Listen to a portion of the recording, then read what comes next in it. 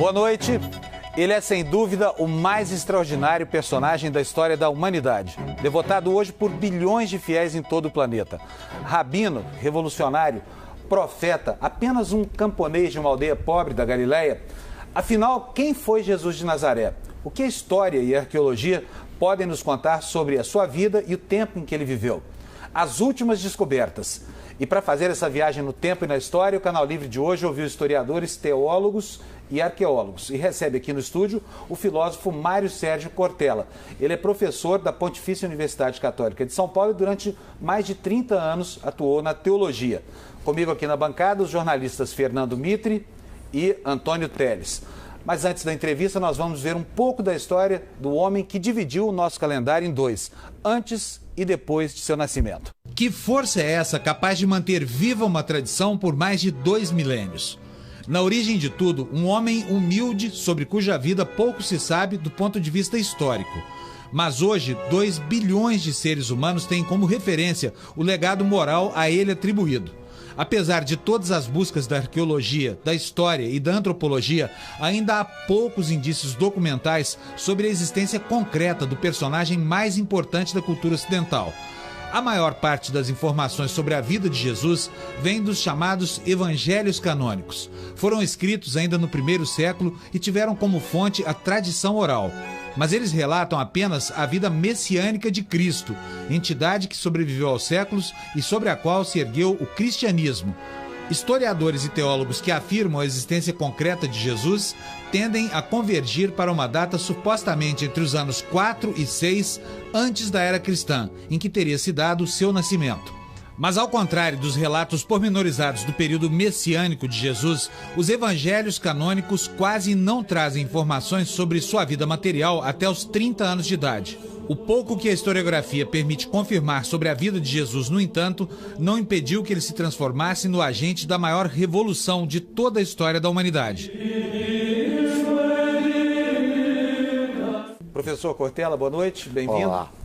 Professor, vamos começar repondo aqui o que distingue a existência concreta de Jesus de tudo o que se segue a essa figura mítica que é tão importante para a história da cultura ocidental e para todo mundo. Há evidências concretas da existência de Jesus ou não? Interessante, porque você fala assim, essa figura mítica, mas por uma parte da humanidade ele é uma figura mística, ele não é uma figura mítica. Porque ao se falar em mito, há uma suposição, e algumas pessoas o fazem, de que ele não teve existência desse modo. Se eu olho como mística, isto é, aquele homem com presença religiosa, crença na existência, sem dúvida. Se eu olhar como mito, esse tema só vem à tona basicamente no século XIX. Aliás, por curiosidade, no início do século XX, em 1906, um grande homem chamado Albert Schweitzer, que foi inclusive Nobel da Paz em 1952, ele escreveu um livro chamado Em Busca do Jesus Histórico. Porque o problema de se Jesus existiu ou não como uma pessoa, né, e não apenas como uma ideia religiosa, vem no século XIX. Hoje, são poucos aqueles que afirmam que Jesus em si não existiu. Há controvérsia em relação ao modo, ao lugar, ao tempo, mas em relação à existência dele, Jesus de Nazaré, tal como você falou na abertura, quase não há mais polêmica. A discussão se dá em torno da noção de Jesus Cristo, isto é, o componente místico, né, que deixaria de lado essa percepção. Por isso, no ponto de partida, é importante que a gente compreenda que talvez como mito, o homem Jesus não é mais considerado, como já foi, né, no século XIX, uma parte do XX, basicamente, forçadamente um mito. Mas sim, isso, uma pessoa cuja percepção religiosa, ela atinge hoje mais de 2/3 da humanidade. Mas, professor, a personagem historiográfica de Jesus Cristo é bastante escassa, né? Sim. Só tem poucas linhas de 4 historiadores. E há uma contestação de estudiosos e arqueólogos de que talvez a existência real de Jesus fosse mais uma hipótese não comprovada do que propriamente uma realidade historiográfica. Então, o que não significa também muita coisa, porque o importante é a transformação que o cristianismo e é isso que eu dizia, e que a figura e agora, de Jesus... Com o Panunzio eu lembrava exatamente essa ideia, quer dizer, temática sobre a existência real do homem, Jesus, ela não preocupará durante centenas e centenas de anos. Ela virá à tona quando a ciência do século XIX desenvolve também algumas ferramentas, entre elas uma arqueologia mais sofisticada, né, e que vai buscar a história do passado. Agora, quando nós olhamos a menção a cristãos, se você olha Tácito, Plínio Jovem, Flávio Josefo, né, você vai encontrar ali menção à ideia de cristãos, inclusive a ideia de algum Jesus, irmão de Tiago. Isso. Nós não podemos esquecer que a importância que nós oferecemos ao cristianismo, ela tem que ser olhada de agora para trás. Porque se nós olhamos, digamos, há quase 2000 anos, o impacto de uma religião que nasce numa pequena região do mundo romano, dentro de um império imenso, né?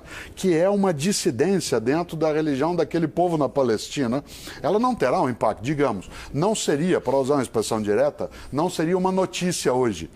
Né? Provavelmente, se nós tivéssemos nos meios de comunicação de agora, não seria noticiado, nem a morte, né? Menos ainda a história do nascimento. Ela se tornou a posteriori, depois, uma grande notícia, ou para usar um termo, né, grego que os cristãos usam, uma boa nova, né, uma boa notícia. Mas na origem não se teria. Nós temos que levar em conta também, Mitre, algo que é especial. A Palestina, especialmente Jerusalém, foi destruída no ano 70. Se acredita que Jesus tenha morrido por volta do ano 29, 30, aí alguns dirão, mas ele não morreu com 33 anos? Sim, mas se sabe que há um equívoco em relação ao ano, né, de nascimento. Não há o certo, provavelmente entre o ano 6... Ele nasceu, na verdade, 3 ou 4 anos antes de Cristo. Né? Jesus nasceu 3, 4 anos antes de Cristo. Mas Jesus teria morrido na revolta dos judeus? Não. O que eu quero dizer é outra coisa. Jesus deve ter morrido por volta do ano 29, 30 da era cristã. No ano 70, ou seja, algum tempo depois na história, muito pouco, Jerusalém foi destruída. E todos os templos e sinais daquele período no mundo judaico sofreram abalos por parte do ataque romano.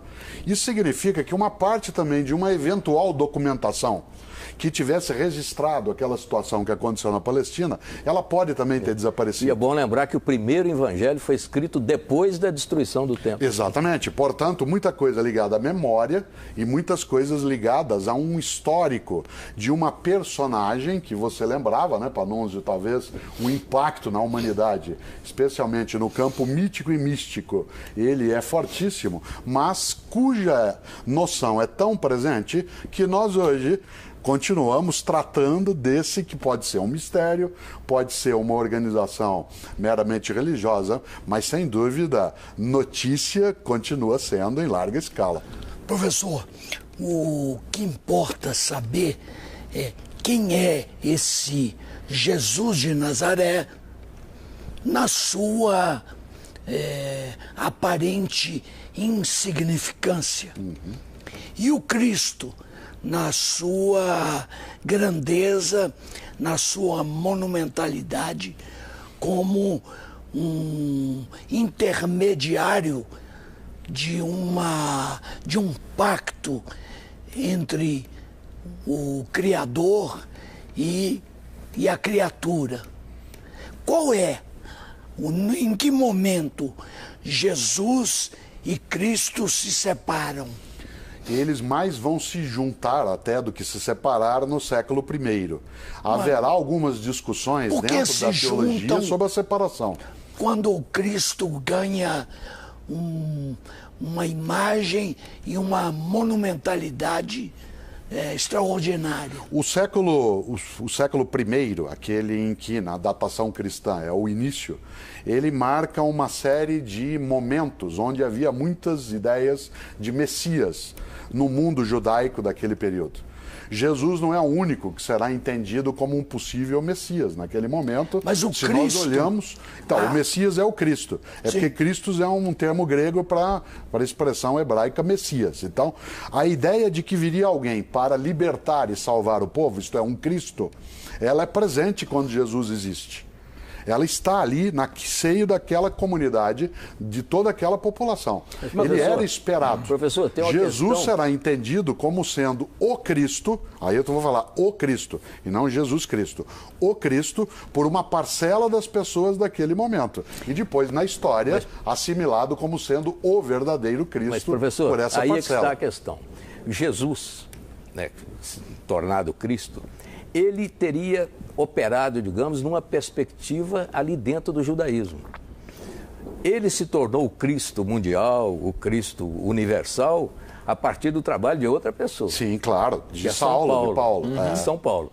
Então, é possível pensar que Jesus quis transformar o judaísmo, quis aperfeiçoar o judaísmo e ponto final. E São Paulo é que teve a grande visão de transformar Jesus Cristo no grande... Sem dúvida. Por isso que essa pergunta do Teles é muito importante. Quer dizer, em que momento há essa transição de um líder judaico, um rabi, um mestre, que encanta, no sentido duplo da palavra, as pessoas... A sua comunidade. Isso, a sua comunidade, quando que ele ganha o status... E eu pergunto, não seria São Paulo o autor disso? Quando Paulo, ele já, depois da morte de Cristo, para ele, né, da morte de Jesus, para aqueles que não são cristãos, né, depois da morte de Jesus, Paulo, que é um cosmopolita, ele sai por aquele mundo, pega, inclusive, entre aspas, carona no movimento do Império Romano e sai difundindo uma mensagem que vai construir a ideia de Cristo. As cartas de Paulo, elas antecedem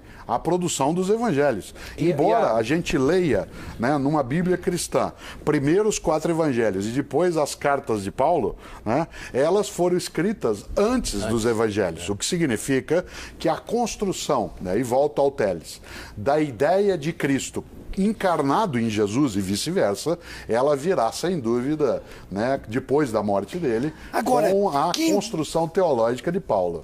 Que importância tem investigar a origem de Cristo, a vida de Cristo, até que ele se manifeste na vida de Cristo, de Jesus, como figura humilde, simples e relevante, até que ele se transforme no Cristo luminoso que traz, por exemplo, a mensagem das bem-aventuranças, que é o resumo de todo um pacto que a humanidade fez com o Criador. Nos 2 primeiros séculos, mas especialmente no primeiro século, do tempo do cristianismo, a maior importância de torná-lo Cristo é, de um lado, marcar a ideia que, de fato, ele foi aquele que veio para a salvação. Há outras questões envolvidas nisso. No primeiro século, a grande marca é dizer, entre os vários messias que apareceram nessa época, este é o verdadeiro. Aliás, professor, me desculpa, mas essa figura do Messias, que tinha apenas a túnica, o cajado, era uma figura muito comum no tempo de Jesus. Sim. Havia uma tendência filosófica que era composta pelos cínicos, né? Sim. Aliás, a palavra cínico hoje é muito diferente do sentido que tinha ao tempo de Jesus. Eu queria que o senhor explicasse por que Jesus, que tem, enfim, é inevitável fazer uma associação com o movimento cínico, por que justamente esse personagem ganhou essa importância histórica? Até vamos lembrar um pouco, porque filosofia às vezes é também o meu pedaço, a palavra cínico vem de cachorro. Né? Tanto que quem gosta de cachorro é chamado de alguém que é um sinófilo, não um cinéfilo, como o Mitre é. Né? É um sinófilo, aquele que gosta de cães. É porque na filosofia grega, né, pós-socrática, especialmente com Diógenes, né, o filósofo, se dizia que eles viviam sem nada, pelas ruas, né, como cães. E aí foi chamado de uma escola cínica, isto é, a escola em que as pessoas acham que ela, para existir, precisa ter apenas a ela mesma, sem nenhuma propriedade, sem nenhum bem.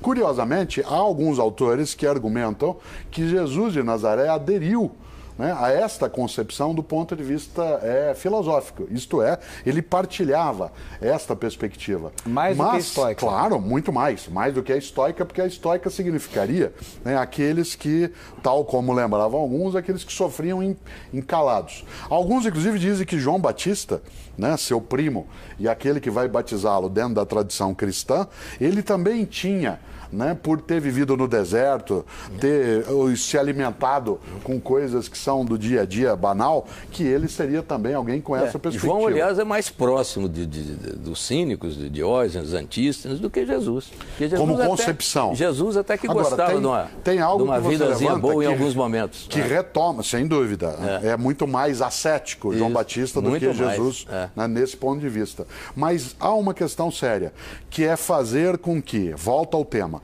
das várias possibilidades de Messias, que Jesus seja aquele que vai encarnar essa ideia. Mas Jesus, se ele não fosse um personagem preparado para cumprir a profecia, só pela movimentação histórica dele narrada nos evangelhos, ele já seria sacrificado ali.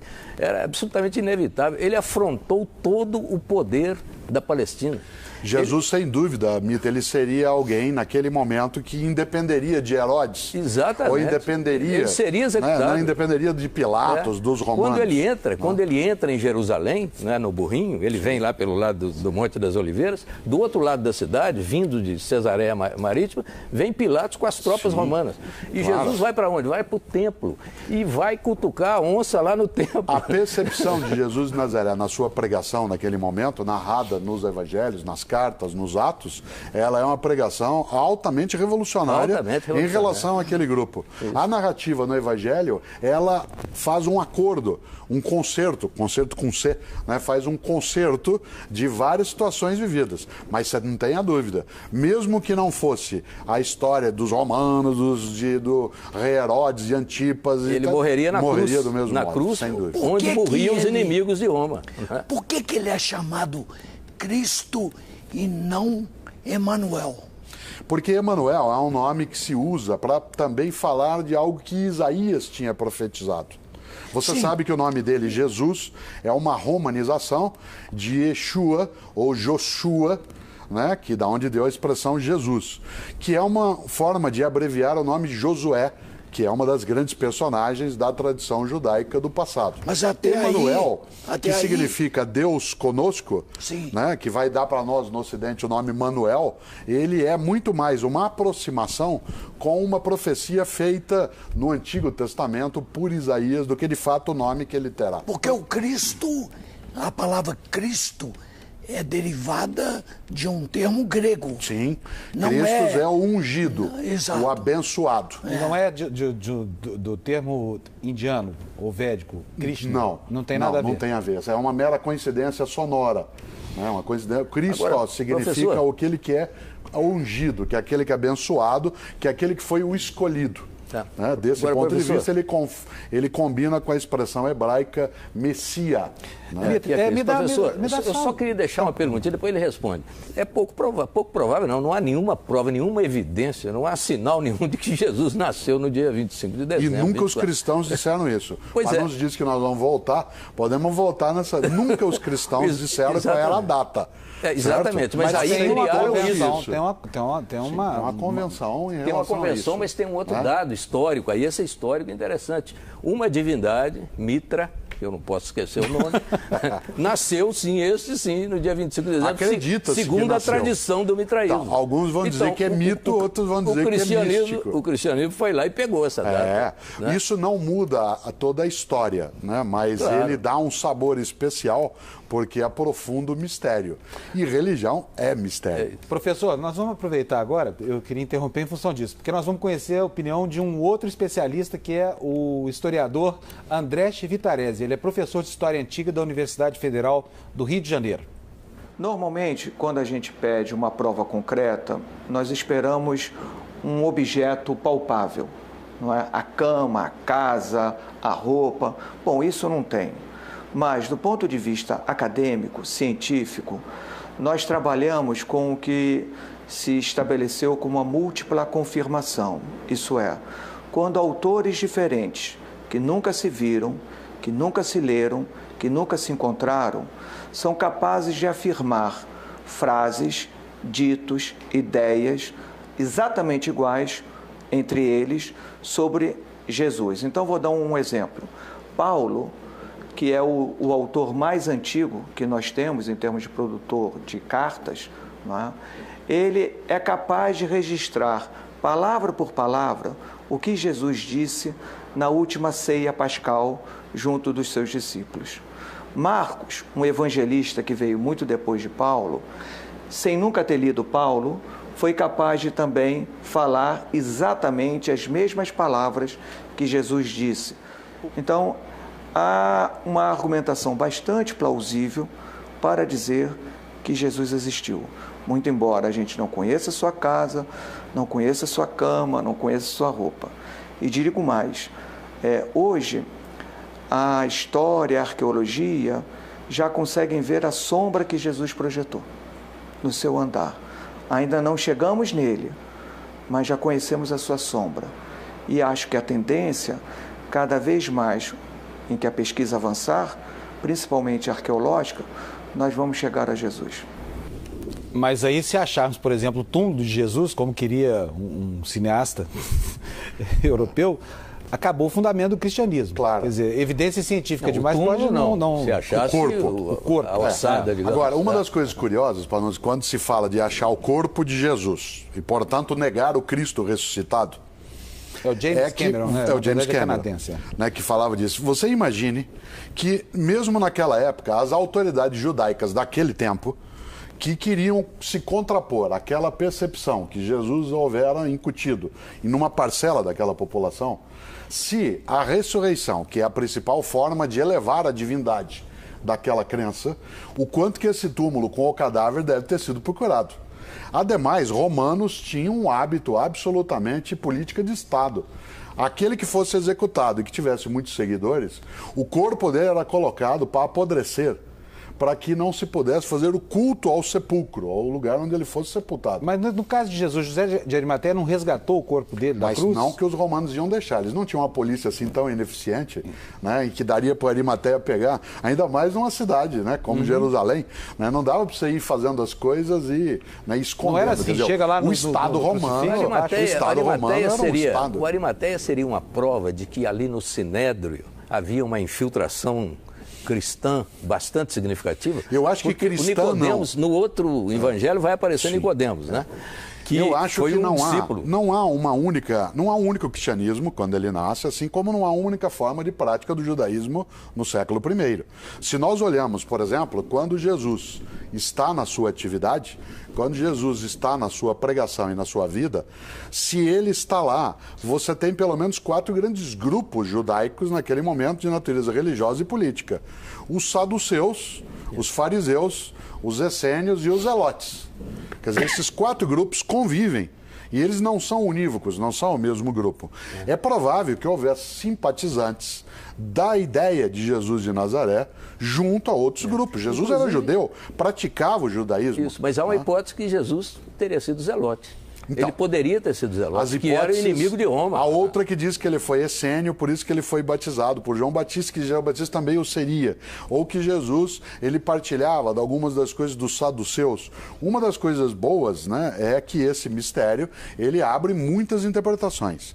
Não há, do ponto de vista científico, uma única vertente, nem na teologia. Os saduceus não, porque os saduceus não acreditavam na ressurreição. Mas quem disse que todos os judeus acreditavam na ressurreição? Né? Você diz, não, nem todos, é verdade. Né? Mas talvez há a ideia, alguns argumentos, que se ele foi saduceu, que a ideia da ressurreição pode ser muito mais compatível com a percepção dos islâmicos sobre Jesus. Porque os islâmicos acreditam que Jesus foi um profeta importante, que ele não era o Cristo e que ele não ressurgiu na prática. Ele foi levado para os céus ainda vivo e outro morreu no lugar dele. Jesus, que os islâmicos chamam de Isa, tá? Ele não foi alguém que morreu. Ao contrário, em vida ainda, Deus, isto é, Alá, o levou para os céus. Então, essa múltipla possibilidade. Mas outros personagens bíblicos não considerados portadores da divindade também o foram. Sim, Elias, Sim. Sim, você tem outros, porque essa ideia de ser arrebatado, de ser levado, ela é muito comum nas religiões do passado. Bom, gente, eu preciso fazer agora o nosso primeiro intervalo. O Canal Livre, hoje dedicado ao Jesus Histórico, volta já em um instantinho, não saia daí.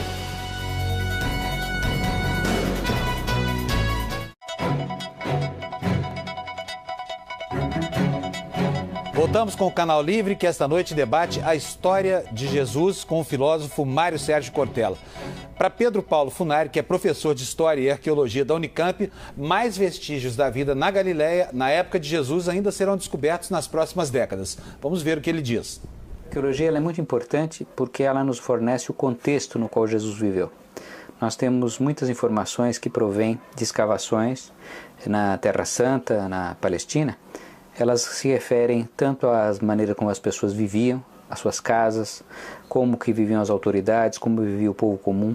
Na Palestina, a vida era ao mesmo tempo muito simples, porque a população local dos seguidores de Jesus eram pessoas analfabetas que viviam no campo, viviam de atividades muito simples como a pescaria, que eram os primeiros seguidores de Jesus, camponeses, mas ao mesmo tempo era uma sociedade muito complexa, porque havia cidades inclusive com uma população estrangeira que falava outra língua, que era o grego. Havia tropas romanas que vinham soldados de pontos muito distantes do Império.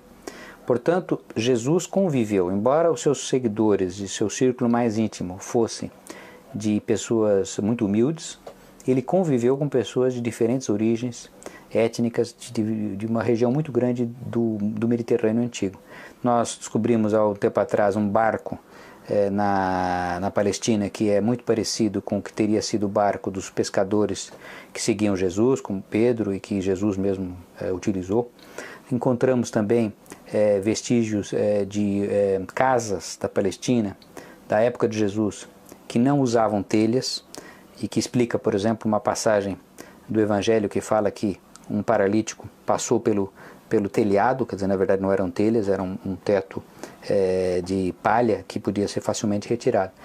Então, com certeza, novas informações virão nas próximas décadas. Agora, para quem crê, para quem acredita em Jesus, no Cristo, essas descobertas que se anunciam não podem acabar fazendo com que Jesus fique menor do que Cristo, evidentemente, no futuro? Acho que não, por uma razão, Panunzio. Os evangelhos, eles são textos de reverência, não são textos históricos. Em nenhum momento se pode supor que aquela descrição que ali aparece, ela tem um componente de natureza científica, de comprovação. Tá? Aliás, de uma certa maneira, é preciso entender que aquelas histórias, elas são improváveis, mas não impossíveis. O senhor está se referindo, inclusive, aos milagres, por exemplo? Não, as histórias em geral. Quer dizer, quando eu digo que é impossível, eu estou dizendo que isso nunca existiu. Quando eu digo que é improvável, eu estou dizendo que não pode ser provado. Não pode ser provado desde agora. Pode ser que se encontre em situações, né, dessa natureza. Agora, o que está por trás, que é uma força muito grande, é a força da fé. Volto à ideia. A Bíblia, ela não é uma narrativa, ela tem narrativas. Há coisas na Bíblia que elas coincidem com os tempos, com os modos, com os costumes, e outras que são de natureza eminentemente religiosa, que estão marcadas pela perspectiva exclusiva da fé. Algumas pessoas acreditam que o texto bíblico ele é literal, isto é, ele é mesmo aquilo que aconteceu. Mas isso não é consenso dentro das várias formas de cristianismo, nem hoje, nem na história. Professor, do ponto de vista dos evangelhos, se pegar o primeiro evangelho, que foi aquele escrito mais próximo do evento, quer dizer, Marcos escreveu 40 anos depois, né, mais ou menos ali na época da Revolução, da tentativa de Revolução, que foi em 66, não é? Então, sob aquela influência. Mas ele conviveu com muita gente que viu Jesus, que pode ter testemunhado. É possível, e os outros evangelistas beberam muito na fonte de Marcos, é possível entender o evangelho de Marcos como aquele de maior credibilidade do ponto de vista historiográfico? É provável que ele contenha a influência mais forte, inclusive porque tanto o Evangelho de Lucas quanto o de Mateus, eles têm sim o Evangelho de Marcos como referência.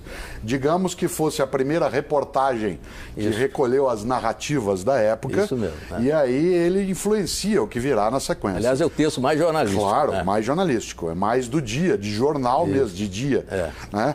E o Evangelho de João, ele já está mais voltado para o campo místico naquilo que o Teles antes levantava em relação a mostrar que Jesus era Cristo e não só a mera trajetória. Tanto que você não tem a história do nascimento de Jesus narrada nos 4 evangelhos. Só um deles, que é Mateus, vai falar da visita de magos e assim por diante. O que é certo é que esses evangelhos, eles contam uma história do ponto de vista da fé, que para quem nela cria, era de fato, ainda é, a resposta da realidade. Há inclusive uma discussão sobre quem são de fato os autores dos evangelhos. Pode ser, inclusive, que, embora seja o Evangelho segundo Marcos, que seja uma homenagem ao apóstolo Marcos e uma comunidade resolveu batizar com esse nome. Há dúvida, né, hoje quase certa, que o João do Evangelho não é o mesmo do Apocalipse e não seria o mesmo discípulo amado. Quer dizer, existe uma série de situações... Ele se auto-intitula discípulo muito amado. Eu sei, mas não se supõe que necessariamente ele seja o mesmo. Podem ser 3 pessoas diversas e, eventualmente, o autor de um evangelho não necessariamente é uma pessoa. Ele pode ser um coletivo, uma comunidade que o faz. Não há essa certeza. Não há documentação que traga isso dizendo, não, este Marcos é o apóstolo Marcos que conviveu com Jesus e escreveu desse modo. A fé de muita gente acredita nisso.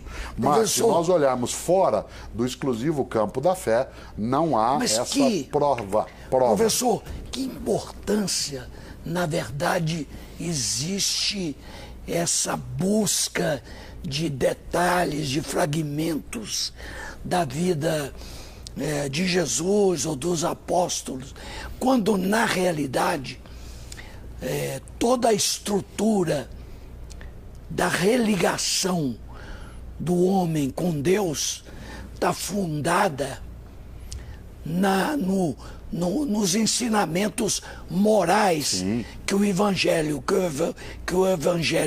trouxe e que pouco importa de que maneira chegaram. Assim como ninguém está discutindo se Sócrates falou de uma maneira ou de outra, se ele se suicidou obrigado ou se ele foi ao suicídio por vontade própria, ou Aristóteles, ou Platão. Você até mencionou uma personagem curiosa que é Sócrates. Então, porque, inclusive, né, durante um tempo se duvidou da existência de Sócrates, tal como se duvidou da existência de Jesus.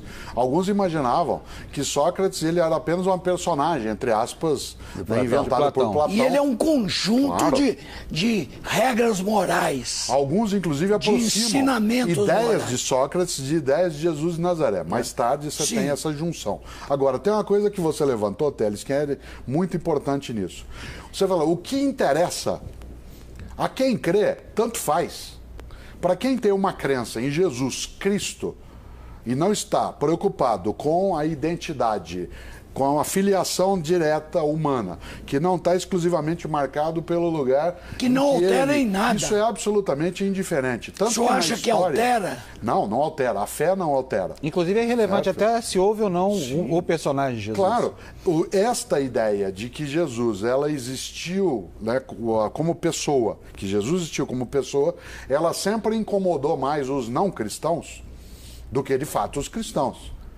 Aos cristãos, por estar apoiado na fé, isso era uma questão de menos importância. Agora, nos últimos 200 anos, em função, como eu dizia antes, do avanço da arqueologia, das ferramentas de comparação de texto, do crescimento da linguística, do domínio, inclusive do aramaico, que era o idioma falado na Palestina e que não é falado por mais ninguém. Então você precisava de outro tipo de método para se aproximar. Também a teologia cristã se debruçou sobre isso, não para dizer assim, não, Jesus está aqui, ele existiu mesmo, mas as teologias cristãs para evidenciar que há uma conexão entre o Jesus, pessoa, e o Jesus Cristo, para ressaltar a importância da fé. Mas a preocupação entre cristãos, ela não se dará. Professor, é claro que a historiografia vai continuar essa busca do Jesus histórico, essa é a vocação dela, é a razão de ser dela. Mas ainda do ponto de vista jornalístico, eu diria assim, no Evangelho de Marcos, tem lá uma previsão inteiramente errada, ou eu que estou lendo de maneira objetiva demais, que é o fim do mundo chegando. Ali dá a impressão, eu vou dizer Marcos, porque está na boca de Jesus, que não vai demorar muito. Ele chega a dizer, os nossos contemporâneos vão testemunhar essa passagem. Ali é um erro de previsão brutal. Você tem no século I, que é quando Jesus vive, existem vários apocalípticos. Isso. Isto é, inclusive, vários tem profetas... um pequeno apocalipse em Marcos. Claro, no próprio texto. Há vários profetas do fim dos tempos. Isso. Alguns, inclusive, apoiam que João Batista caminhava nessa direção. E se a gente olha a pregação de João Batista, narrada também em alguns textos, ele dirá em relação ao fim próximo. Jesus tem, no registro de Marcos, algumas falas dessa natureza. É preciso, nesta hora, olhar aquele tempo para ver que uma parcela daquela sociedade judaica imaginava que o fim estava próximo, que o Messias viria, ia ser um Messias que ia fazer com que os romanos desaparecessem, ia levar a glória que Davi, né, e Salomão tinham trazido era a perspectiva da volta do rei Davi, que é a perspectiva dos judeus. Que era a volta do Messias, nesse sentido trabalhado. Nesta hora, a figura de Jesus, ela vai tomar um veio que um grupo entenderá, de um lado, como sendo aquele que trará a vitória na batalha final, e outros não. Dentro do cristianismo que nasce, haverá essa dissensão. Haverá, por exemplo, no primeiro século, alguns que acham que Jesus era aquele que faria isso e o fim chegaria logo, e outros que achavam que a mensagem de Jesus é outra. É quando se dirá, e você vai ver isso em outros evangelhos, meu reino não é desse mundo. Quando essa expressão, do ponto de vista teológico, vai ser trabalhada, se está dizendo que a vitória não é na terra. Que então, se não chegou o tempo, é porque não era esse o tempo. Antes ele já havia dito, dai a César o que é de César e a Deus o que é de Deus, já separando as coisas. Alguns acreditam que ele disse isso, outros acreditam que disseram que ele disse isso. É claro, certo? Sempre assim. Professor, há um ponto fundamental que é o dogma da Trindade. Sim. Então, ao Pai, o Filho e o Espírito Santo. E o Espírito Santo tem uma presença como portador de dons que ele distribui aos seres humanos, sem que, entretanto, ele tenha a importância do Filho como Cristo. Por que isso? No século IV apareceu uma discussão séria em relação à temática da Trindade. Quem vai discutir isso melhor será Agostinho, o teólogo africano que viveu também na Europa, vai discuti-la no século V. Mas no século IV, o Concílio de Nicéia, que foi em 325, foi inclusive convocado pelo imperador Constantino para debater coisas ligadas a isso, porque havia uma teoria cristã daquela época, defendida por Ário, né, que era o arianismo, que dizia que Jesus, se ele provinha do Pai, então ele foi criado depois, porque ele do Pai saiu. Se assim era, então ele não era tão eterno quanto o Pai. E o Espírito Santo disso decorria. Agora, essa discussão em Nicéia... O Espírito Santo é uma divindade feminina? Não se trabalha a noção de uma divindade. Na teologia cristã, existe uma única divindade consubstanciada, ou seja, da mesma substância, com 3 pessoas. Não são 3 divindades. Em nenhum momento na teologia cristã acatada na história aparece essa percepção. A ideia do 3, que é recorrente, né? Porque professor, mas aí é um toda mistério. A lógica do 3, Miguel, Rafael, Gabriel, aí é um Jesus, mistério. Maria, José, mas o 3 é um mistério dentro da concepção cristã. Pouco compreensível. Por isso que ele é mistério. Olha, eu vou fazer o seguinte, preciso fazer uma parada. Teles, vamos fazer o seguinte, a gente pode retomar no próximo... A gente retoma no... O Teles quer resolver o mistério agora. Então nós vamos esperar o comercial, a gente resolve depois do comercial. A gente faz uma paradinha e volta daqui a pouquinho, depois do intervalo, com o Teles retomando o mistério da Santíssima Trindade.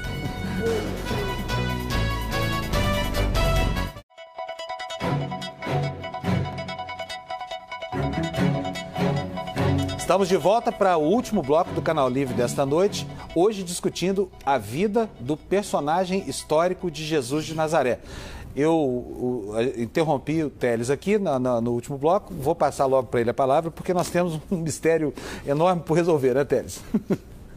Professor, com autorização do Panúzio, eu volto à questão da Trindade, do Espírito Santo e do Espírito Santo. Primeiro, eu não me recordo de nenhum momento em que o Cristo tenha se referido à Trindade. Segundo, não me recordo também que ele tenha se referido ao Espírito Santo. Fala-se várias vezes em espírito. Sim. Se você olha no Evangelho de João, há momentos... Fala-se até que no batismo de Cristo, o Espírito Santo apareceu sobre a forma de uma ave. Mas isso me parece uma metáfora singela. Claro, a metáfora é o que você tem em grande quantidade. Mas se você olha o Evangelho de João, que é o mais teológico, como concepção, e o que mais trabalha é a ideia de Cristo, muitas vezes ali, Cristo fala sobre si mesmo como sendo Filho de Deus, fala sobre Deus como Pai e fala sobre o Espírito que ilumina e encanta. A concepção de trindade desse modo, ela é recorrente na história do judaísmo. Eu falava antes até do intervalo que se trabalha com Abraão, Isaac e Jacó, né, com a trilogia dos arcanjos, se trabalha sempre a noção do 3, ela é recorrente nessas culturas, inclusive entre gregos, entre egípcios. Se a gente olha, você lembrou o hinduísmo, né, num determinado momento, dentro da multiplicidade da força divina, né, do hinduísmo, Brahma, Vishnu e Shiva, também você tem um 3. Então, a noção triádica do 3, ela aparece com força naquele momento. E no Evangelho de João, há essa expressão. Também se encontra disperso nos outros 3 evangelhos, que são chamados canônicos, algumas dessas questões. Por que isso é colocado como mistério? Né? Obviamente porque a explicação do ponto de vista racional, ela encontra um obstáculo. Como é que você tem um único Deus, que são 3 pessoas? Isto é, não seriam 3, então não é politeísmo. É evidente que a noção de 3 em 1, ela é muito mais um combate à concepção romana da época, que era politeísta, que tinha muitos deuses, e o reforço do monoteísmo abraâmico e mosaico.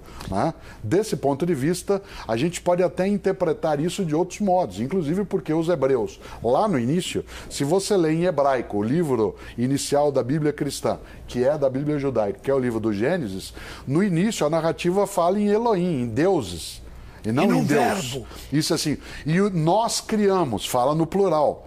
Depois é que vai se reduzir a esta ideia de 3, mas numa só pessoa, na concepção monoteísta. O verbo está em João, é assim que começa. Ou seja, a ação da tríade, dos 3. Né?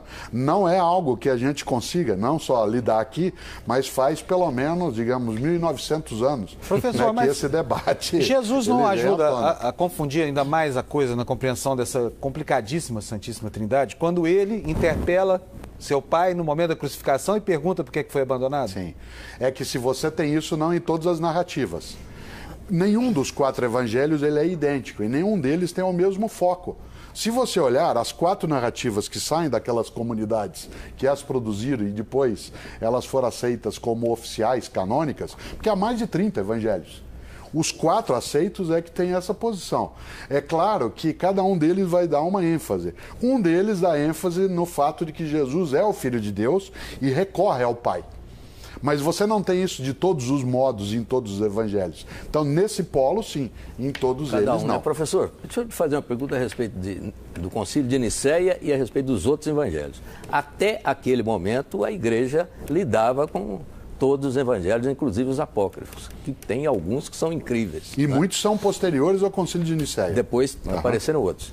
Mas existe ainda alguma utilidade na leitura desses evangelhos apócrifos? Sem dúvida. Mas do ponto de vista da perspectiva religiosa mesmo? Nossa, você tem, inclusive, editoras cristãs, várias delas, inclusive católicas, para pegar aquelas que são mais fortes nesse campo de publicações, elas fizeram livros com os evangelhos apócrifos. Então vamos tomar o evangelho... Porque a finalidade, por exemplo, de ler o evangelho de Maria Madalena, ou de Tomé, ou atribuído a Tiago... O de Tomé, onde Maria Madalena aparece num momento muito interessante lá com Jesus, os dois se beijando e o Pedro fica uma fera ali e tal. Isso, exatamente. Pois é, aquilo durante 3 séculos a igreja aceitou aquilo. Não, porque você não tinha a igreja. A gente não tem a igreja. A igreja, como a gente diz, tal como a gente diria assim, o governo, ela é uma figura. Mas foi no Concílio de Nicéia, de Nicéia que quando você vai ter a igreja. Mas você tinha múltiplas igrejas. A palavra igreja significa comunidade. Então você tinha muitas igrejas. Mas não esse existe conteúdo, uma igreja mas esse centralizada. conteúdo, o que o senhor acha desse conteúdo? Não, eu acho que esses conteúdos, eles são relatos possíveis daquele momento e eles são relatos que eles ajudam a entender algumas das coisas daquela época, mas do ponto de vista da teologia, todo o aporte, todo o apoio para a compreensão da religião está nos 4 canônicos. Os outros auxiliam a olhar um pouco sobre a infância de Jesus, sobre qual era o ambiente da época, qual que era a relação de Jesus com as mulheres e assim por diante. Você tem narrativas em evangelhos apócrifos que falam sobre a manjedoura, sobre o boi e o jumento ao lado, professor, todas essas histórias. É da maior importância a relação de Jesus com as mulheres. As mulheres têm uma presença incrível nos evangelhos. Aliás, uma das razões que fazia com que ele fosse, entre aspas, motivo de escândalo, porque a palavra escândalo em inglês significa armadilha, obstáculo. Mas as mulheres foram patrulhadas brutalmente na história da igreja, sem porque dúvida. Se pegar, mesmo os canônicos, elas estão lá. É que mais uma nos vez, momentos cruciais. Mais uma vez você está usando igreja como se ela fosse uma. E a gente tem muitas igrejas, muitos cristianismos. Se a gente chama de igreja católica, apostólica, romana... Estou me referindo a essa. A essa, sem dúvida. É um herege, mas é preciso lembrar porque ele defende que nos primeiros 5 séculos do cristianismo, a figura feminina mais exaltada nas comunidades cristãs era Maria Madalena. Mais adiante é que será Maria, mãe de Jesus. Né? Mas se tem toda uma lógica em relação a Maria como o papel da mulher. E o mesmo está querendo perguntar para o senhor, ainda não teve coragem, o que havia entre Jesus e Maria Madalena? Não, eu queria ir muito além. Eu acho que havia um respeito fortíssimo. Alguns textos dizem que eles mantinham uma relação, né, de intimidade. Essa intimidade poderia ser aquela intimidade quase sexual. impossível. Alguns textos diriam que sim, mas não nos evangelhos apócrifos. O que se dizia em alguns relatos é que Jesus às vezes osculava, beijava, isso dava ciúme em outros, a Maria Madalena na boca. Agora, esse não era um gesto de natureza sexual. Mas São Pedro ele não beijava na boca, né? Então tem a diferença. Então, esta lógica entre 2 homens, ela não era a mesma que entre um homem e uma mulher. Agora, esta questão, ela é algo que passa lateralmente no dia a dia, né, do cristianismo. Quando a gente olha, vez ou outra vem à tona esse debate sobre se ele foi casado com ela. Isso. Os evangelhos aceitos na teologia cristã dizem que não. Não, agora, as mulheres têm uma presença, viu, Panudo? As mulheres têm um outro tipo de presença no Evangelho, que é a presença da coragem. As mulheres são muito mais corajosas do que os homens. Claro, foi para uma mulher que Jesus se manifestou a primeira vez, os homens foi fugiram. a samaritana. E foi para uma mulher que ele manifestou, foi Maria Madalena, na hora da crença da ressurreição. Exatamente, e os apóstolos todos fugiram no dia da crucificação e as mulheres estavam lá. Gente, professor, o senhor me responda com autorização. Não, pode seguir. O senhor acha que de toda a história, o que importa mesmo são as virtudes Claro, é a teologais, mensagem. a fé, a ideia, a por exemplo, de que um homem esperança nasceu. e o amor. E é isso que traz a beleza de um Natal. Um homem nasceu e a crença é que esse homem veio acreditando na possibilidade de paz. E que essa religião fala em fraternidade, fala em amor. A ideia histórica em si, ela fica em segundo plano dentro dessa mensagem. E a virtude, esperança? sem dúvida. A virtude da esperança, a virtude da fraternidade, da solidariedade. É isso que importa. O restante circunda a mensagem principal. Senão a gente não pararia, né, uma parte da nossa vida para olhar também esse mistério. Enquanto eu ainda tenho tempo, quero mostrar para vocês o que diz o professor de Ciência da Religião da PUC de São Paulo, Pedro Lima Vasconcelos. Então, há referências em vários documentos de historiadores romanos, um escritor judeu chamado Flávio Joséfo, além da vasta literatura produzida pelos seguidores e seguidoras de Jesus, né, dando conta de uma personagem que viveu na Galileia, foi crucificado em Jerusalém, na época de Pôncio Pilatos. Religiosamente, Jesus é filho de Israel, né? Em termos culturais, ele é herdeiro, né? Ele vive num ambiente marcado pela cultura grega. E política e militarmente a dominação é romana. Um filho de Israel, né? Filho das tradições de Israel, né? Um líder, do ponto de vista sociológico, a gente o chamaria de um líder carismático. Seus seguidores e seguidoras descobrem nele palavras que ressignificam a vida, as próprias vidas, dão um outro rumo às próprias existências. Nesse caminho, nessa atuação de alguém que tem palavras significativas, renovadoras da vida, suas ações libertadoras registradas nos evangelhos na forma dos milagres, esse conjunto de palavras e ações o colocou em rota de colisão com as autoridades religiosas e políticas da época, o que resultou exatamente na sua crucificação. Professor, infelizmente, uma palavra que não gosta que eu use aqui, mas enfim, nosso tempo terminou e nós só temos tempo agora para suas considerações Então, finais. você vê, o nosso tempo terminou e a história do cristianismo não. Vai continuar mais 2010 Ela persiste com essa inquietação, esse debate. Os três especialistas que falaram, todos eles têm nome de apóstolo, né? São 2 Paulos, um Pedro, né? Aliás, um André, um Pedro e o Pedro Paulo, que é o Funário e tal.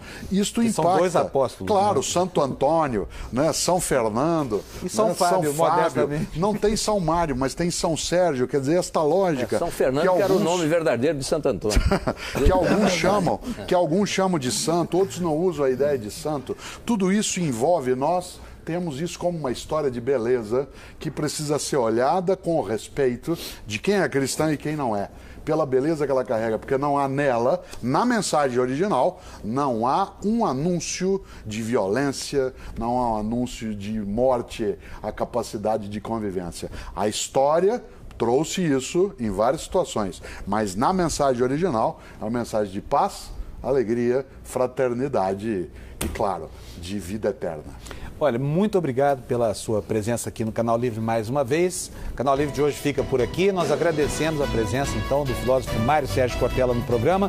A você também, muito obrigado pela sua audiência. Uma ótima semana. No domingo que vem tem mais Canal Livre aqui. Tchau.